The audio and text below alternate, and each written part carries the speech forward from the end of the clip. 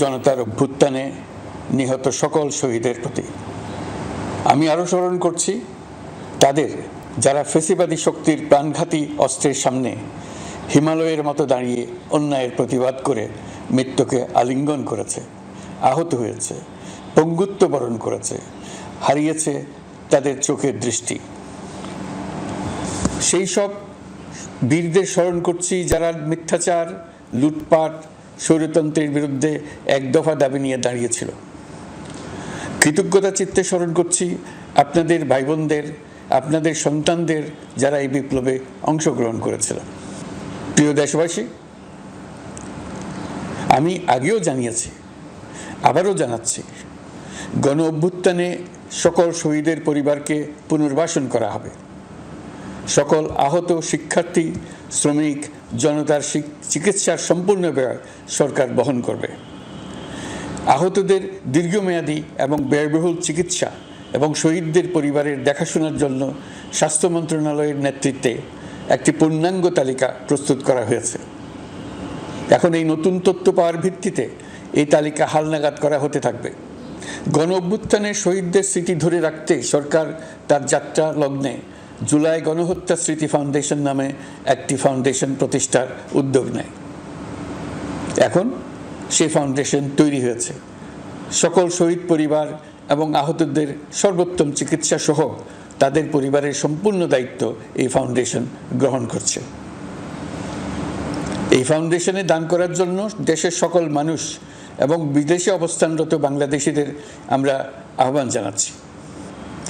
গত মাসে কুমিল্লা, নোয়াখালী, সিলেট অঞ্চলে আকস্মিক বন্যা এসব এলাকার মানুষকে হতভম্ব করে দিয়েছে। এখানে বেশিরভাগ এলাকায় কোনোদিন বন্যা হয়নি।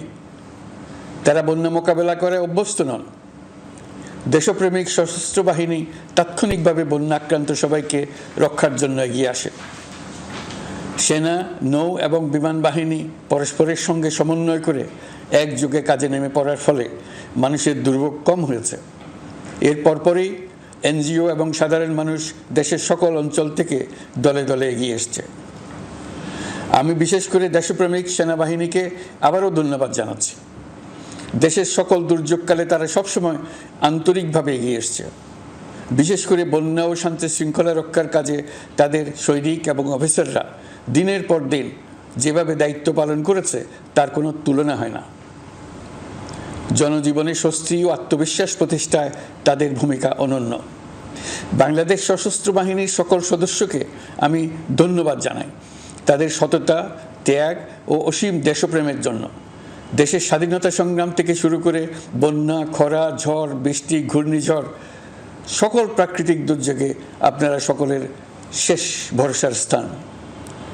দেশের প্রতিটি ক্রান্তি লগ্নে আপনারা দেশের মানুষের পাশে থেকেছেন।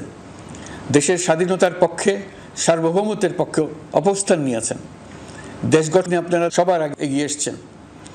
বিগত জুলাই হতে শুরু হওয়া গণ অভ্যুত্থান, বন্যা, নিরাপত্তা প্রদান, অস্ত্র উদ্ধার সহ সকল কার্যক্রমে আপনারা সফলভাবে দিনরাত কাজ করে যাচ্ছেন। সরকার ও জনগণের পক্ষ থেকে আমি আপনাদের প্রতি কৃতজ্ঞতা জানাচ্ছি।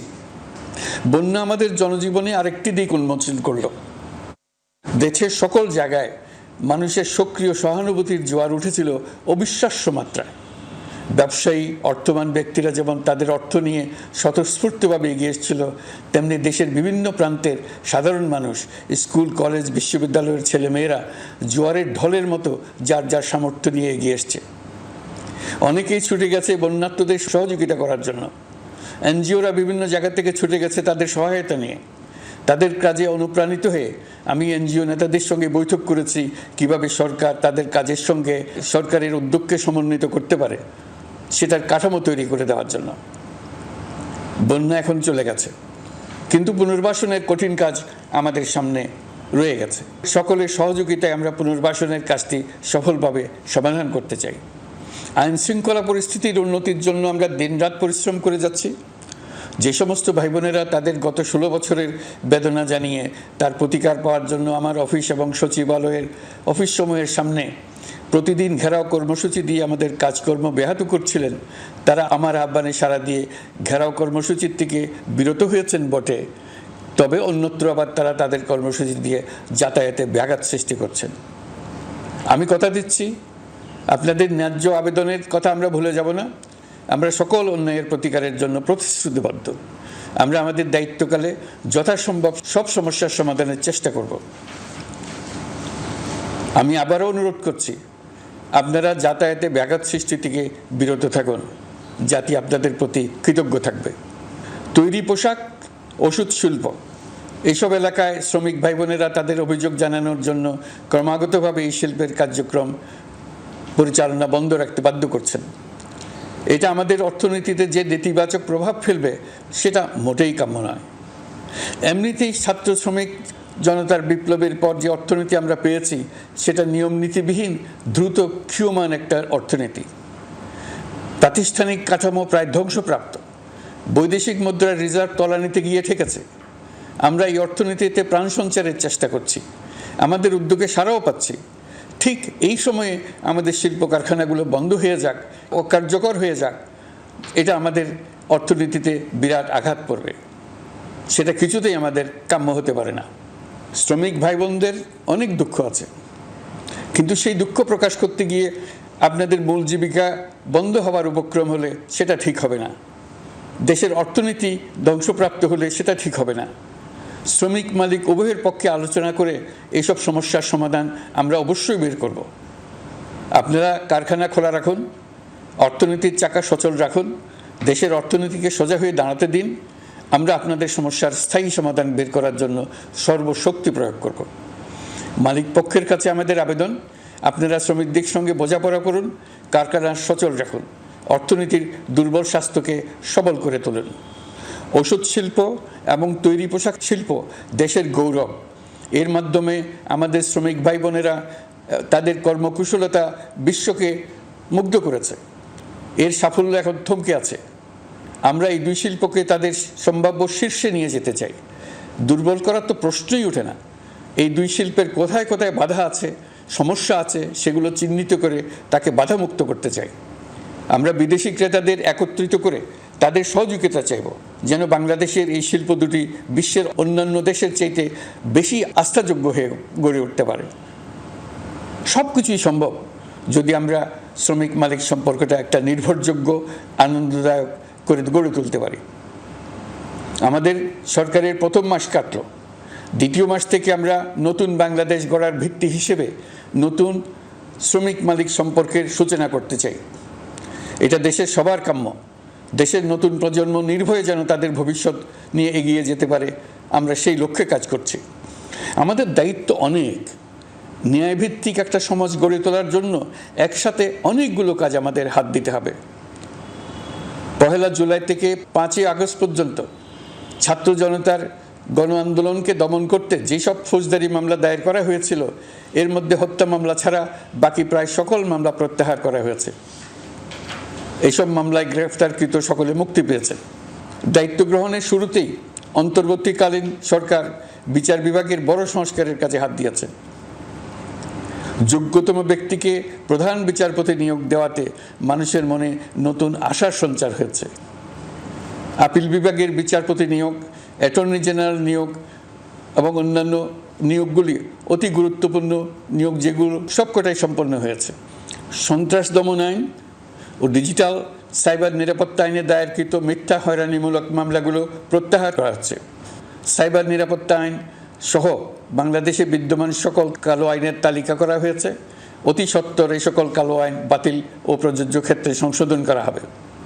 সাংবাদিক সাগর রনি হত্যাকাণ্ড সহ বহুল আলোচিত 5টি হত্যাকাণ্ডের তদন্ত ও বিচার অগ্রাধিকার ভিত্তিতে ও দ্রুততম সময়ে নিষ্পত্তির জন্য সহায়তা প্রদান করা হচ্ছে।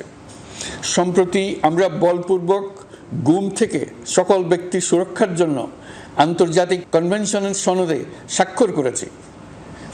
ফলে স্বৈরাচার দ্বারা প্রতিষ্ঠিত গুম সংস্কৃতির সমাপ্তি ঘটানোর জন্য আন্তর্জাতিকভাবে আমরা প্রতিজ্ঞাবদ্ধ হলাম।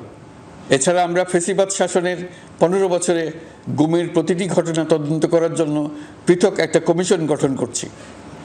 যেসব পরিবার তাদের নিখোঁজ পিতা, স্বামী, পুত্র এবং ভাইদের পাওয়ার জন্য বছরের পর বছর যন্ত্রণার সাথে অপেক্ষা করছেন, আমরা আপনাদের বেদনায় সমবেথী। আয়নাঘরগুলো বন্ধ করে দেওয়া হয়েছে এবং সেই সাথে বের হয়ে আসছে ফ্যাসিস্ট হাসিনা সরকারের গুমের শিকার ভাই বোনদের কষ্ট ও যন্ত্রণা গাথা। আমাদের তরুণ প্রজন্মের ভবিষ্যৎ যেন উজ্জ্বল হয় সেটা নিশ্চিত করতে শিক্ষা ব্যবস্থার দিকে আমাদের পূর্ণ নজর রয়েছে। ইতোমধ্যে প্রথম শ্রেণী থেকে দ্বাদশ শ্রেণী পর্যন্ত বর্তমানের ত্রুটিপূর্ণ শিক্ষাক্রম পরিবর্তন করা হয়েছে। বই সংশোধন ও পরিমার্জনের কাজ শেষ পর্যায়ে আছে। এই সংস্কারের কাজ অব্যাহত থাকবে। বিশ্ববিদ্যালয়সমূহের উচ্চ প্রশাসনিক পদগুলো পূরণ করে শিক্ষা কার্যক্রম স্বাভাবিক করার কাজ দ্রুত গতিতে এগিয়ে চলেছে। বেসরকারি শিক্ষা প্রতিষ্ঠানগুলোর পরিচালনা বোর্ডে দখলদারিত্বের রাজনীতি বন্ধ করার ব্যবস্থাও নেওয়া হয়েছে। আপনারা নিশ্চয় লক্ষ্য করেছেন, আমাদের প্রথম মাসে দেশের প্রায় সকল বিশ্ববিদ্যালয়ের উপাচার্য এবং উপাচার্য মহোদয়গণ পদত্যাগ করেছেন। উচ্চশিক্ষার ক্ষেত্রে এটা বিরাট শূন্যতার সৃষ্টি করেছে। প্রথম মাসে আমরা ক্রমাগতভাবে প্রতিটি বিশ্ববিদ্যালয়ে সবার কাছে গ্রহণযোগ্য এমন উপাচার্য এবং উপাচার্য নিয়োগ দেওয়ার কাজ শুরু করেছে। এর ফলে সকল সরকারি এবং বেসরকারি বিশ্ববিদ্যালয়গুলোতে নতুন উদ্যমে কাজ শুরু করার পরিবেশ সৃষ্টি হয়েছে। সংবাদ মাধ্যম ও মত প্রকাশের পূর্ণ স্বাধীনতা ইতিমধ্যে নিশ্চিত করা হয়েছে। আমরা সবাইকে বলে দিয়েছি, আপনারা মন খুলে আমাদের সমালোচনা করুন, আমরা সবার মতামতের প্রতি শ্রদ্ধাশীল। মিডিয়া যাতে কোনো রকম বাধা বিপত্তি ছাড়া নির্বিঘ্নে তাদের কাজ করতে পারে সেজন্য একটা মিডিয়া কমিশন গঠন করা সরকারের সক্রিয় বিবেচনাধীন। আরও যেসব কমিশন সরকার সহ অন্য সবাইকে জবাবদিহিতার আওতায় আনতে পারে আমরা তাদের পুনর্গঠন ও সংস্কারের উদ্যোগ নিয়েছি, যাতে তারা আরও শক্তিশালী হয়, জনকল্যাণে কাজ করে। দায়িত্ব গ্রহণের পর বিভিন্ন দেশের সরকার প্রধান টেলিফোনে এবং শুভেচ্ছা বার্তা পাঠিয়ে আমাকে অভিনন্দন জানিয়েছেন। বিভিন্ন দেশের রাষ্ট্রদূত এবং হাই কমিশনার বৃন্দ আমার সাথে সাক্ষাৎ করে দ্বিপাক্ষিক সহযোগিতা বৃদ্ধির আশ্বাস দিয়েছেন। আমার অনুরোধে সংযুক্ত আরব আমিরাতের 57 জন বাংলাদেশি যারা ফ্যাসিবাদ বিরোধী বিক্ষোভে অংশগ্রহণ করা বিভিন্ন মেয়াদে কারাদণ্ডে দণ্ডিত হয়েছিলেন তাদের সাধারণ ক্ষমা ঘোষণা করেছেন সে দেশের সরকার। ইতিমধ্যে তাদের কয়েকজন দেশে ফিরে এসেছেন। এই ক্ষমা প্রদর্শন ছিল অতি বিরল একটি ঘটনা। এই জন্য আমি সংযুক্ত আরব আমিরাতের রাষ্ট্রপতি শেখ মোহাম্মদ বিন জায়েদ আল নাহিয়ানকে ধন্যবাদ ও কৃতজ্ঞতা জানিয়েছি আপনাদের সবার পক্ষ থেকে। যে সমস্ত সরকার প্রধানের সঙ্গে আমার টেলিফোনে যোগাযোগ হয়েছে তাদের মধ্যে রয়েছেন ভারতের প্রধানমন্ত্রী নরেন্দ্র মোদী, পাকিস্তানের প্রধানমন্ত্রী শাহবাজ শরীফ। আমরা ভারত এবং অন্যান্য প্রতিবেশী রাষ্ট্রসমূহের সঙ্গে সুসম্পর্ক চাই, তবে সেই সম্পর্ক হতে হবে ন্যায্যতা এবং সমতার ভিত্তিতে। ভারতের সাথে আমরা ইতিমধ্যে বন্যা মোকাবেলায় উচ্চ পর্যায়ে দ্বিপাক্ষিক সহযোগিতার আলোচনা শুরু করেছি। দক্ষিণ এশিয়ায় আঞ্চলিক সহযোগিতা বৃদ্ধির লক্ষ্যে আমি সার্ক রাষ্ট্রগোষ্ঠী পুনর্জীবিত করার উদ্যোগ নিয়েছি। আমরা চাই আমাদের দেশ যেন একটি গণতান্ত্রিক দেশ হিসেবে বিশ্বের কাছে সম্মানের সাথে পরিচিত হয়। দেশের পরিকল্পনা যেন দেশের মানুষ কেন্দ্রিক হয়, কোনো নেতা বা দল কেন্দ্রিক না হয়। আমরা স্বৈরাচারী হাসিনা সরকারের অহেতুক কোটি কোটি টাকা ব্যয়ের প্রকল্প বাস্তবায়িত হতে দেখেছি, যেগুলো কখনোই দেশের মানুষের জন্য ছিল না, বরং এর সাথে জড়িত ছিল কুৎসিত আমিত্ব এবং বিশাল আকারের চুরি। চলমান এবং প্রস্তাবিত সকল উন্নয়ন প্রকল্পগুলোর যাচাই বাছাই করার কাজ ইতিমধ্যে আমরা শুরু করেছি। প্রকল্প বাস্তবায়নের পর্যায় বিবেচনা করে বাকি কাজে ব্যয়ের সাশ্রয় এমনকি প্রয়োজন মতে তা বাতিল করার কথা বিবেচনা করা হবে। দেশের মানুষকে আর ফাঁকি দেওয়া চলবে না। কর্মসংস্থান তৈরি করবে এমন প্রকল্পগুলোকে আমরা অগ্রাধিকার দেব। লুটপাট ও পাচার হয়ে যাওয়া অর্থ ফিরিয়ে আনার উদ্যোগ আমরা নিয়েছি। আর্থিক খাতে শৃঙ্খলা ফিরিয়ে আনতে একটা ব্যাংকিং কমিশনও গঠন করার উদ্যোগ নেওয়া হয়েছে। বিভিন্ন ব্যাংকের পরিচালনা পরিষদ পুনর্গঠন করা হয়েছে। ব্যাংকিং খাতে এই এক মাসে বিরাট পরিবর্তন এসেছে, আপনারা নিশ্চয়ই সেটা লক্ষ্য করেছেন। আমরা এই খাতে নিয়মনীতি প্রতিষ্ঠা করতে পেরেছি। আরও অনেক কাজ বাকি রয়ে গেছে।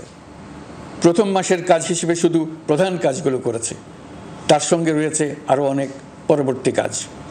ফ্যাসিবাদী সরকার লুটপাট করার জন্য নতুন করে 60,000 কোটি টাকা ছাপিয়ে বাজারে ছাড়ার কারণে মুদ্রাস্ফীতির শিকার হয়েছে দেশের মানুষ। এই অতুলনীয় মুদ্রাস্ফীতি নিয়ন্ত্রণ অন্তর্বর্তী সরকারের অন্যতম প্রধান লক্ষ্য। মুদ্রাস্ফীতি নিয়ন্ত্রণের লক্ষ্যে পলিসি সুদের হার বৃদ্ধি করে 9% উন্নীত করা হয়েছে। মূল্যস্ফীতি থেকে সাধারণ মানুষকে সুরক্ষা দেওয়ার উদ্দেশ্যে ওএমএস, খাদ্যবান্ধব কর্মসূচি সহ সুলভ মূল্যে প্রান্তিক মানুষের কাছে নিত্য প্রয়োজনীয় দ্রব্য সরবরাহ চলমান রাখা হয়েছে। মূল্যস্ফীতি মোকাবেলায় চলতি অর্থবছরে চাল ও গম আমদানির জন্য 5,800 কোটি টাকা, আভ্যন্তরীণ সংগ্রহের জন্য 8,900 কোটি টাকা এবং খাদ্য ভর্তুকির 3টি প্রোগ্রামের জন্য 7,360 কোটি টাকা বরাদ্দ রাখা হয়েছে। বিভিন্ন স্টেক হোল্ডারের সাথে সভা করে মূল্যস্ফীতি নিয়ন্ত্রণের করণীয়সমূহ চিহ্নিত করা হয়েছে। পরিচালন ও উন্নয়ন ব্যয় যৌক্তিক পরিমাণে হ্রাস করার জন্য কার্যক্রম গ্রহণ করা হয়েছে। কৃষিপণ্য উৎপাদনের জন্য সার আমদানির ক্ষেত্রে প্রয়োজনীয় বৈদেশিক মুদ্রার সরবরাহ নিশ্চিত করার পদক্ষেপ নেওয়া হয়েছে। প্রকৃত চাষিগণ যাতে কৃষি ঋণ পেয়ে থাকেন তা নিশ্চিত করার উদ্যোগ নেওয়ার পাশাপাশি কৃষি ঋণের পরিমাণ বৃদ্ধি করা হয়েছে। মার্কিন ডলারের বিপরীতে টাকার বিনিময় হার স্থিতিশীল রাখার লক্ষ্যে বৈদেশিক মুদ্রার বিনিময় হারকে বাজারভিত্তিক করা হয়েছে। কালো টাকা সাদা করার অনৈতিক অনুমতি বাতিল করা হয়েছে। বৈদেশিক মুদ্রার রিজার্ভ বৃদ্ধি করতে বিভিন্ন উন্নয়ন সহযোগীদের কাছ থেকে বাজেট সাপোর্ট চাওয়া হয়েছে। আন্তর্জাতিক মুদ্রা তহবিল থেকে অতিরিক্ত 3 বিলিয়ন মার্কিন ডলার, বিশ্বব্যাংক থেকে অতিরিক্ত 1 বিলিয়ন ডলার, জাইকা থেকে অতিরিক্ত 1 বিলিয়ন মার্কিন ডলার প্রদানের অনুরোধ করা হয়েছে। রূপপুর পারমাণবিক বিদ্যুৎ কেন্দ্র নির্মাণ প্রকল্পের অগ্রিম অর্থ পরিশোধ এবং বকেয়া পাওনা নিয়ে রাশিয়ান ফেডারেশনের সাথে অর্থ মন্ত্রণালয়ের আলোচনা চলছে। পাইপলাইনে থাকা 48 বিলিয়ন মার্কিন ডলার বৈদেশিক সহায়তা ব্যবহারের উদ্যোগ নেওয়া হয়েছে। মেগা প্রকল্পের নামে লুটপাট বন্ধের পাশাপাশি স্বাস্থ্য ও শিক্ষা খাতে বরাদ্দ বৃদ্ধির পরিকল্পনা গ্রহণ করা হয়েছে। বৈদেশিক মুদ্রার রিজার্ভের উপর চাপ কমানোর লক্ষ্যে রাশিয়া এবং চীন থেকে প্রাপ্ত ঋণের সুদের হার কমানো এবং ঋণের মেয়াদ বৃদ্ধির জন্য অনুরোধ জানানো হয়েছে। সকল উন্নয়ন সহযোগীদের সাথে সম্পর্ক আরও নিবিড় করার উদ্যোগ নেওয়া হয়েছে। সকল অর্থনৈতিক সূচক এবং পরিসংখ্যানের প্রকৃত মান বা সংখ্যা প্রকাশের জন্য নির্দেশনা প্রদান করা হয়েছে।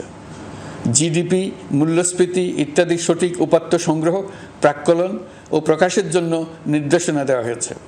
জাতীয় রাজস্ব বোর্ড এবং অর্থ বিভাগের রাজস্ব আয় সম্পর্কিত উপাত্তের মধ্যে পার্থক্য নিরসনে উদ্যোগ নেওয়া হয়েছে। প্রকৃত রপ্তানি আয় নিরূপণ এবং প্রকাশের নির্দেশনা দেওয়া হয়েছে। জাতীয় রাজস্ব বোর্ডের অটোমাইজেশনের লক্ষ্যে পরিকল্পনা গ্রহণ করা হয়েছে। পুঁজিবাজারকে স্বাভাবিক ধারায় ফিরিয়ে আনতে সিকিউরিটি এক্সচেঞ্জ কমিশন পুনর্গঠন করা হয়েছে। নিত্য প্রয়োজনীয় পণ্য সামগ্রী সরবরাহ স্বাভাবিক রাখার নিমিত্তে ব্যবসায়ী, শিল্প মালিক ও ব্যবসায়ী সংগঠনের সাথে সভা করা হচ্ছে এবং তাদের মতামতের ভিত্তিতে বিভিন্ন ব্যবস্থা গ্রহণ করা হচ্ছে। বিদ্যমান মজুদ ও ঘাটতি মূল্যায়ন করে ভবিষ্যৎ চাহিদা পর্যালোচনা করে স্থানীয় উৎপাদন বৃদ্ধির পাশাপাশি আমদানি পর্যায়ে বিভিন্ন জটিলতা দূরীকরণ, বন্দর ও বড় মোকামসহ পরিবহন ব্যবস্থার বিভিন্ন সমস্যা সমাধানে সংশ্লিষ্ট সকল মন্ত্রণালয়, দপ্তর, বিভাগকে প্রয়োজনীয় নির্দেশ দেওয়া হয়েছে। এই জন্য তেল, চিনি, ডিম ও মাংস উৎপাদনকারী বৃহৎ প্রতিষ্ঠানসমূহের সাথে সভা ও মতবিনিময় করা হচ্ছে। নিত্য প্রয়োজনীয় কিছু দ্রব্যাদি যেমন পেঁয়াজ, আলু এসবের দাম আরও কমানোর জন্য বিদ্যমান শুল্ক হার হ্রাসের বিষয়ে এনবিআরকে প্রয়োজনীয় নির্দেশনা দেওয়া হয়েছে। ইতোমধ্যে এনবিআর পেঁয়াজ, আলু ও কতিপয় কীটনাশকের ক্ষেত্রে আমদানি শুল্ক হ্রাস এবং ক্ষেত্র বিশেষে রেগুলেটরি শুল্ক প্রত্যাহার করে এসআরও জারি করেছে। নিম্ন আয়ের 1 কোটি পরিবারকে টিসিবির মাধ্যমে হ্রাসকৃত মূল্যে কিছু পণ্য যেমন পরিবার প্রতি চাল মাসে 5 কেজি, সয়াবিন তেল মাসে 2 কেজি, মসুর ডাল মাসে 2 কেজি দেওয়া হচ্ছে। এটি সামনের দিনগুলোতে অব্যাহত রাখা হবে। সরকার দায়িত্ব গ্রহণের পর জনপ্রত্যাশা অনুযায়ী বিদ্যুৎ, জ্বালানি ও খনিজ সম্পদ মন্ত্রণালয় হতে বিদ্যুৎ ও জ্বালানির দ্রুত সরবরাহ বৃদ্ধি আইনের অধীনে চলমান সকল প্রকার নেগোসিয়েশন, প্রকল্প বাছাই এবং ক্রয় প্রক্রিয়াকরণ কার্যক্রম আপাতত স্থগিত করা হয়েছে। গত 1.5 দশকে এই আইন ব্যবহার করে লক্ষ কোটি টাকা লুটপাট হয়েছে। বিদ্যুৎ, জ্বালানি ও খনিজ সম্পদ মন্ত্রণালয়ের আওতাধীন কোম্পানিসমূহে অধিকতর স্বচ্ছতা ও জবাবদিহিতা আনার লক্ষ্যে কোম্পানিসমূহের পরিচালনা পর্ষদ পুনর্গঠন করা হয়েছে। প্রকৌশল, ভূতত্ত্ব এবং খনিজ হিসাব বিষয়ে অধ্যয়ন করেছে এমন ছাত্র প্রতিনিধি অন্তর্ভুক্ত করার জন্য উদ্যোগ গ্রহণ করা হয়েছে। এই খাতে অধিকতর সক্ষমতা, গতিশীলতা এবং জবাবদিহিতা নিশ্চিত করার লক্ষ্যে বিশেষজ্ঞগণের সমন্বয়ে একটি কমিটি গঠন করা হয়েছে। জ্বালানি তেলের মূল্য জনপ্রত্যাশা অনুযায়ী সহনশীল রাখতে অকটেন ও পেট্রোলের দাম 6 টাকা, ডিজেল ও কেরোসিনের দাম 1 টাকা 25 পয়সা কমানো হয়েছে। 37 দিন বন্ধ থাকার পর গত 25 আগস্ট হতে মিরপুর 10 ও কাজীপাড়া স্টেশন ছাড়া বাকি সব স্টেশনে মেট্রো রেল পুনরায় চালু করা হয়েছে। ভুয়া মুক্তিযোদ্ধাদের চিহ্নিত করার লক্ষ্যে বিশেষ করে মুক্তিযুদ্ধের সময় যাদের বয়স 12.5 বছরের কম ছিল তাদের মুক্তিযুদ্ধ তালিকা হতে বাতিলের জন্য সুপ্রিম কোর্টে লিভ টু আপিলের পদক্ষেপ গ্রহণ করা হয়েছে। মুক্তিযোদ্ধা কল্যাণ ট্রাস্টের আওতাধীন বেদখলকৃত স্থাবর সম্পত্তি উদ্ধারে প্রয়োজনীয় ব্যবস্থা গ্রহণ করা হয়েছে। গৃহায়ন ও গণপূর্ত মন্ত্রণালয় কর্তৃক গৃহীত বরিশাল, রংপুর, ময়মনসিংহ উন্নয়ন কর্তৃপক্ষ আইন এর খসড়া তৈরির কার্যক্রম নেওয়া হয়েছে। পূর্বাচল নতুন শহর প্রকল্প, ঢাকার আশেপাশে স্যাটেলাইট সিটি নির্মাণের রোডম্যাপ চূড়ান্তকরণের উদ্যোগ নেওয়া হয়েছে। বিধি বহির্ভূত প্রদত্ত প্লট ও ফ্ল্যাটের বরাদ্দ বাতিলের উদ্যোগ নেওয়া হয়েছে। প্রিয় দেশবাসী, আপনাদের আমাদের সন্তানদের জন্য একটি গণতান্ত্রিক বাংলাদেশের রূপরেখা তৈরি করতে আমরা দৃঢ় প্রতিজ্ঞ। আর যেন আমাদের কোনো স্বৈরাচারের হাতে পড়তে না হয়। আমরা যাতে বলতে পারি আমরা একটি গণতান্ত্রিক দেশে বসবাস করি, আমরা যাতে সকলেই দাবি করতে পারি যে এই দেশটি আমাদের, আমরা সেই লক্ষ্যেই কাজ করছি। কেউ আইন নিজের হাতে তুলে নেবেন না। আইন নিজের হাতে তুলে নিয়ে কেউ সমাজে বিশৃঙ্খল পরিবেশ সৃষ্টি করলে আমরা তাকে অবশ্যই শাস্তির আওতায় নিয়ে আসব। আমরা একটি সাম্প্রদায়িক সম্প্রীতির দেশ। ধর্মীয় সম্প্রীতি বিনষ্ট হয় এমন কোনো কাজ কেউ কোনোভাবেই করবেন না। অতীতে শুধুমাত্র আওয়ামী মতাদর্শী না হওয়ার কারণে 28তম থেকে 42তম BCS পর্যন্ত BPSC কর্তৃক সুপারিশকৃত অনেক প্রার্থী নিয়োগ বঞ্চিত হয়েছেন। 8ই আগস্ট পরবর্তী সময়ে এর মধ্যে এদের 259 জনকে নিয়োগ দেওয়া হয়েছে। মাঠ প্রশাসনকে জনবান্ধব এবং দুর্নীতিমুক্ত জবাবদিহিমূলকভাবে গড়ে তোলার জন্য সব ধরনের উদ্যোগ নেওয়া হয়েছে। সরকারি কর্মচারীদের বাধ্যতামূলকভাবে সম্পদ বিবরণী দাখিলের নির্দেশ দেওয়া হয়েছে এবং এটা প্রতি বছর তাদেরকে করতে হবে। ধ্বংস হয়ে পড়া একটা জনপ্রশাসনকে নিয়ে যাত্রা শুরু করেছি। মন্ত্রণালয়গুলোর উচ্চতম পদে যারা নিয়োজিত ছিলেন তারা অনেকে দায়িত্ব ছেড়ে চলে গেছেন, কিংবা পদে থাকলেও সহকর্মীদের চাপের মুখে কাজ করতে পারছিলেন না, বাধ্য হয়ে পদত্যাগ করেছেন। আর যারা 16 বছরের স্বৈরাচারী শাসনের আমলে পদত্যাগে বাধ্য হয়েছিলেন কিংবা দায়িত্ববিহীন অবস্থায় একই পদে থেকে বাধ্য হয়েছেন, তাদের সবার কথা বিবেচনা নিয়ে জনপ্রশাসনকে নতুন করে দাঁড় করানোই ছিল আমাদের প্রথম মাসে কঠিনতম সময়। আবার সকল সমস্যার সমাধান করে একটি নতুন জনপ্রশাসন কাঠামো দাঁড় করাতে পেরেছি, এটাই আমাদের প্রথম মাসের সবচাইতে বড় অর্জন। আমার বিশ্বাস এই জনপ্রশাসন জনগণের ইচ্ছা পূরণে সর্বোচ্চ অবদান রাখতে পারবে। অতি স্বল্প জনবল নিয়ে দাপ্তরিক কার্যক্রম শুরু করা হলেও প্রথম দিকে বিভিন্ন মন্ত্রণালয় ও বিভাগ থেকে পাঠানো বিবিধ প্রস্তাব দ্রুত গতিতে এবং আইনগত সমস্ত বাধ্যবাধকতা মেনে সিদ্ধান্ত নেওয়া হয়েছে। গত 1 মাসে বিভিন্ন মন্ত্রণালয় ও বিভাগ 198টি অতি গুরুত্বপূর্ণ বিষয়ে সিদ্ধান্ত নিয়েছে। জনপ্রশাসনের 135 জন অতিরিক্ত সচিব, 227 জন যুগ্ম সচিব এবং 120 জন উপসচিবকে পদোন্নতি প্রদান করা হয়েছে। 59টি জেলার জেলা প্রশাসককে প্রত্যাহার করা হয়েছে এবং নতুন 59 জন জেলা প্রশাসককে নিয়োগ দেওয়া হয়েছে। 67 জন কর্মকর্তার চুক্তিভিত্তিক নিয়োগ বাতিল করা হয়েছে। 10 জন যুগ্ম সচিব, 8 জন অতিরিক্ত সচিব, 6 জন সচিবকে ওএসডি করা হয়েছে। বাংলাদেশ পুলিশের 80 জন ডিআইজি, 30 জন পুলিশ সুপার সহ 110 জনকে পদোন্নতি প্রদান করা হয়েছে। 1 জন ডিআইজি, 1 জন এডিশনাল ডিআইজি, 4 জন পুলিশ সুপারকে চাকরিতে পুনর্বহাল করা হয়েছে। আইজিপি সহ 10 জন অতিরিক্ত আইজি, 88 জন ডিআইজি, 21 জন এডিশনাল ডিআইজি, 177 জন পুলিশ সুপার সহ মোট 297 জন কর্মকর্তাকে বদলি করা হয়েছে। ছাত্র শ্রমিক জনতার বিপ্লবের মূল লক্ষ্য ছিল গণভবন। এটা ছিল স্বৈরাচারের কেন্দ্রবিন্দু। এই সরকার বিপ্লবের প্রতি সম্মান দেখিয়ে গণভবনকে বিপ্লবের জাদুঘর হিসেবে ঘোষণা দিয়েছে। ছাত্র জনতার ক্ষোভকে স্থায়ীভাবে তুলে ধরার জন্য গণভবনের আর কোনো সংস্কার করা হবে না। ছাত্র জনতার ক্ষোভের মুখে তা যে অবস্থায় দাঁড়িয়েছিল সেই অবস্থায় তাকে রাখা হবে। যেসব মূল্যবান সামগ্রী জনতা নিয়ে গিয়েছিল সেগুলো অনেক ফেরত দিয়ে গেছেন। যারা নিয়ে গিয়েছেন তারা নিজেরাই ফেরত দিয়ে গেছেন। তাদের আমরা দেশবাসীর পক্ষ থেকে ধন্যবাদ জানাচ্ছি। আরও কিছু জিনিস পাওয়া যায়নি, যারা নিয়ে গেছেন তাদের কাছে আমাদের অনুরোধ থাকবে তারা যেন এইসব সামগ্রী ফেরত দিয়ে যান। আমরা উল্লেখ করব এইসব বিক্ষুব্ধ জনতা নিয়ে গিয়েছিল, কিন্তু বিজয়ের পর তারা আবার জাদুঘরের প্রতি সম্মান দেখিয়ে এগুলো ফেরত দিয়ে গিয়েছেন। আমরা নতুন বাংলাদেশকে একটা পরিবেশ বান্ধব এবং জীববৈচিত্র্যময় দেশ হিসেবে গড়ে তোলার উদ্যোগ নিয়েছি। এটি তরুণদের আকাঙ্ক্ষা। আমাদের সবারই আকাঙ্ক্ষা। সেই লক্ষ্যে আমি প্রথমেই একটি ক্ষুদ্র পদক্ষেপ নিয়েছি। আমার বাসভবন এবং সমগ্র সচিবালয়ে প্লাস্টিকের পানির বোতল ব্যবহার নিষিদ্ধ করেছি। ইতিমধ্যে সুপার শপগুলোতে পলিথিনের শপিং ব্যাগ ব্যবহার বন্ধ করার উদ্যোগ নেওয়া হয়েছে। গত কয়েক দশকে যে পরিমাণ নদী দূষণ হয়েছে, আমরা তা বন্ধ করার উদ্যোগ নিয়েছি। আমরা সংস্কার চাই। আমাদের একান্ত অনুরোধ, আমাদের উপর যে সংস্কারের গুরু দায়িত্ব দিয়েছেন, সেই দায়িত্ব দিয়ে আপনারা দর্শকের গ্যালারিতে চলে যাবেন না। আপনারা আমাদের সঙ্গে থাকুন, আমরা একসঙ্গে সংস্কার করব। এটা আমাদের সবার দায়িত্ব। আপনারা নিজ নিজ জগতে সংস্কার আনুন। একটা জাতির সংস্কার শুধু সরকারের সংস্কার হলে হয় না। আপনি ব্যবসায়ী হলে আপনার ব্যবসায়ী সংস্কার আনুন। ব্যবসায়ী গোষ্ঠীরা তাদের নিজ নিজ সমিতির মাধ্যমে সংস্কার আনুন। সমিতিতে সংস্কার আনুন। নতুন করে সমিতি গঠনতন্ত্র সংশোধন করুন। আপনি শ্রমিক হলে আপনার ক্ষেত্রে আপনি সংস্কার করুন। আপনি রাজনৈতিক নেতাকর্মী হলে আপনার ক্ষেত্রে সংস্কার করুন। আপনি প্রতিষ্ঠান প্রধান হলে আপনার প্রতিষ্ঠানে সংস্কার আনুন। আমি এটাকে সুযোগ হিসেবে গ্রহণ করার জন্য সবাইকে আহ্বান জানাচ্ছি। এই সংস্কারের মাধ্যমে আমরা জাতি হিসেবে নতুনভাবে যাত্রা শুরু করতে চাই। আমাদের এই যাত্রা আমাদেরকে পৃথিবীর একটা সম্মানিত জাতি হিসেবে প্রতিষ্ঠিত করুক, এটাই আমাদের সবার কাম্য, এটাই আমাদের সবার লক্ষ্য।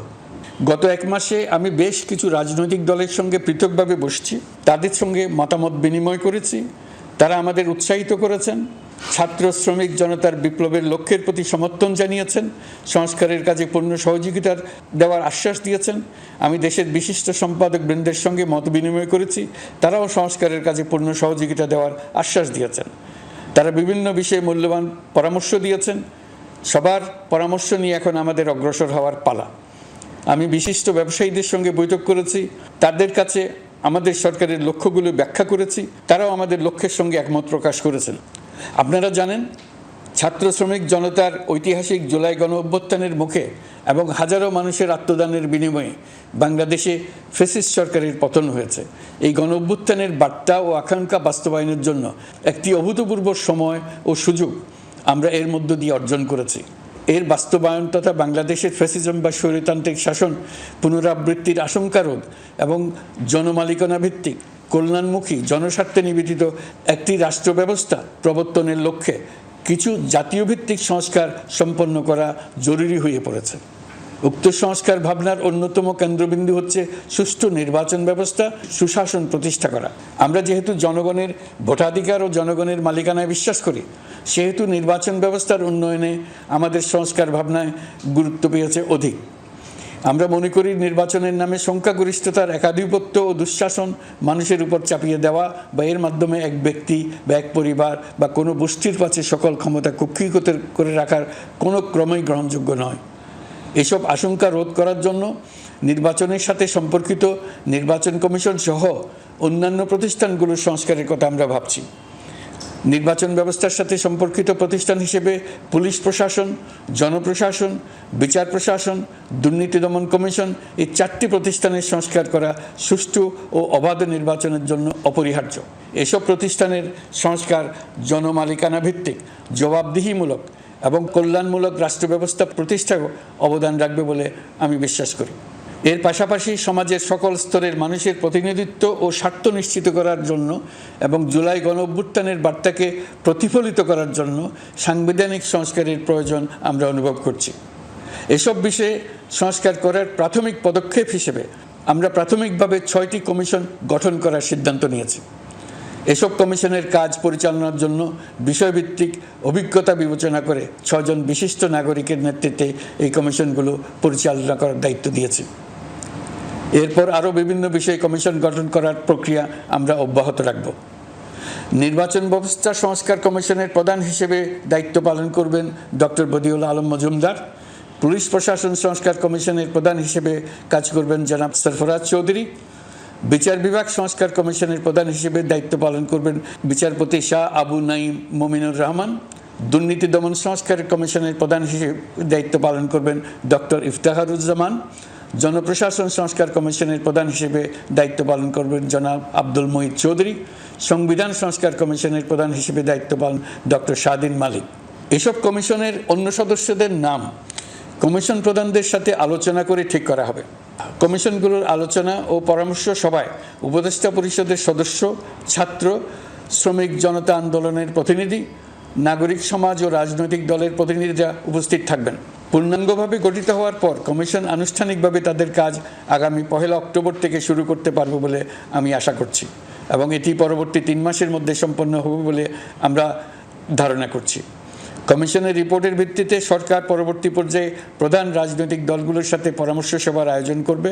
চূড়ান্ত পর্যায়ে ছাত্র সমাজ, নাগরিক সমাজ, রাজনৈতিক দলের প্রতিনিধি, সরকারের প্রতিনিধি নিয়ে ব্যাপক ভিত্তিক 3 থেকে 7 দিন ব্যাপী একটি পরামর্শ সভার ভিত্তিতে সংস্কার ভাবনার রূপরেখা চূড়ান্ত করা হবে। এতে এই রূপরেখা কীভাবে বাস্তবায়ন হবে তার একটি ধারণাও দেওয়া হবে। এই আয়োজন জুলাই গণঅভ্যুত্থানের বার্তা বাস্তবায়ন ও রাষ্ট্র পুনর্নির্মাণ তাগিদের ঐক্যবন্ধনে গোটা জাতিকে শক্তিশালী ও আশাবাদী করে তুলবে বলে আমাদের বিশ্বাস। প্রিয় দেশবাসী, আমাদের সামনে অনেক কাজ, সবাই মিলে একই লক্ষ্যে আমরা অগ্রসর হতে চাই। আমাদের মধ্যে, বিশেষ করে আমাদের নতুন প্রজন্মের মধ্যে যে সুপ্ত প্রতিভা লুকিয়ে আছে সেটা যেন বিনা বাধায় রাষ্ট্রের এবং সমাজের সহযোগিতায় প্রকাশ করতে পারি, সেই সুযোগের কাঠামো তৈরি করতে চাই। সকলে মিলে আমাদের পরিবারের প্রতিটি সদস্যকে, সে ঝাড়ুদার হোক, ছাত্র হোক, শিক্ষক হোক, যে কোনো ধর্মের হোক, সবার সমান অধিকার নিশ্চিত করতে চাই। এই হলো আমাদের সংস্কারের মূল লক্ষ্য। আসুন ছাত্র শ্রমিক জনতার এই বিপ্লবের লক্ষ্যকে আমরা দ্রুত বাস্তবায়ন করি। আমাদের প্রথম মাসে আমরা যেই গতিতে, যে উদ্যম নিয়ে কাজ এগিয়ে নিয়ে যাওয়ার কথা চিন্তা করেছিলাম সেটা হয়তো করতে পারিনি বাস্তব অবস্থার পরিপ্রেক্ষিতে। দেশের আইনশৃঙ্খলা পরিস্থিতি স্বাভাবিক রাখা গেলে আশা করি আমরা আমাদের গতি অনেক বাড়াতে পারব। এই জন্য দেশের সকল মানুষের কাছে, শিক্ষক, ছাত্রছাত্রী, কৃষক, শ্রমিক, পেশাজীবী, বড় ব্যবসায়ী, ক্ষুদ্র ব্যবসায়ী, দিনমজুর, গৃহিণী, সকলের সহযোগিতা চেয়েছি। আমাদের কাজ বড় কঠিন, কিন্তু জাতি হিসেবে এবার ব্যর্থ হওয়ার কোনো অবকাশ আমাদের নেই। আমাদেরকে সফল হতেই হবে। এই সাফল্য আপনাদের কারণেই আসবে, আপনার সহযোগিতার কারণেই আসবে। আমাদের কাজ হবে আপনার আমার স্বপ্নকে বাস্তবে রূপায়িত করা। এখন আমরা আমাদের 2য় মাস শুরু করছি। আমাদের 2য় মাসে যেন আপনাদের মনে দৃঢ় আস্থা সৃষ্টি করতে পারি, সেই চেষ্টা করে যাব। ধৈর্য ধরুন, এই কথাটি আমি মোটেই আপনাদের বলবো না। আমরা সবাই অধৈর্য হয়ে পড়েছি। এত সব কাজ কখন যে শেষ হবে এটা চিন্তা করে আমরা অধৈর্য হব, কেন হব না? কিন্তু সঠিকভাবে কাজ করব, কাজে কোনো অধৈর্যের চিহ্ন রাখব না। প্রিয় দেশবাসী, দেশের শিশু, কিশোর কিশোরী, তরুণ তরুণী, ছাত্রছাত্রী, বয়স্ক, বৃদ্ধ, পুরুষ, মহিলা, সবাইকে আবারও আমার সালাম জানাচ্ছি। আসসালামু আলাইকুম। আপনাদের সবাইকে ধন্যবাদ জানাচ্ছি। মহান আল্লাহ আমাদের সকলের সহায় হোক।